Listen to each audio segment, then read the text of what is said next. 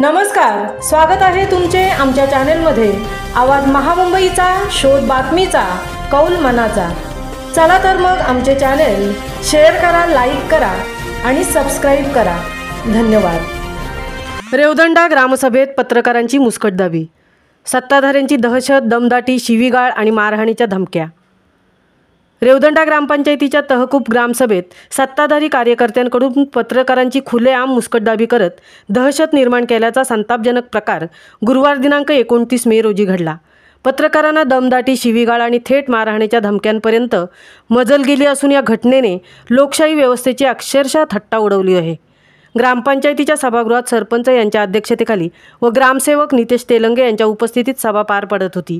ग्रामस्थांसह पत्रकार अभय आपटे, महेंद्र खैरे व निलेश फुंडे वृत्तसंकलनासाठी सभेला उपस्थित होते। यावेळी पत्रकारांनी कोणतेही शूटिंग न करता केवळ वृत्तसंकलन करत असल्याची माहिती स्पष्ट सांगूनही सत्ताधारी सदस्य दुशांत झावरे यांनी पत्रकारांना बाहेर हाका अशी दादागिरी केली। तेवढ्यावर न थांबता थेरोंड्याचे ग्रामस्थ सुरेल कोंडे, चौलकर आणि इतरांनी पत्रकारांवर शिवीगाळ करत धक्काबुक्की करण्याची तयारी दाखवली। एवढेच नव्हे तर एक महिला कार्यकर्तीने महिलांचे फोटो काढले असा खोटा आरोप करत पत्रकारांवर खोटा गुन्हा लावण्याचा प्रयत्न केल्याची धक्कादायक माहिती समोर आली आहे। संपूर्ण प्रकार सरपंच आणि ग्रामसेवक नितेश तेलंगे यांच्यासमोर घडला तरी दोघांनीही मौन बाळगून सत्ताधाऱ्यांच्या या दादागिरीला अप्रत्यक्ष पाठिंबा दिल्याचा आरोप ग्रामस्थांनी केला आहे। या प्रकारामुळे ग्रामसभेतील पारदर्शकतेवर आणि लोकशाही प्रक्रियेवर प्रश्नचिन्ह निर्माण झाले आहेत।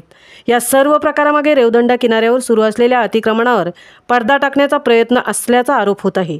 पत्रकारांच्या माध्यमातून हे प्रकार बाहेर येऊ नयेत म्हणूनच त्यांच्यावर दबाव टाकला जात असल्याची चर्चा आता खुलेआम होत आहे।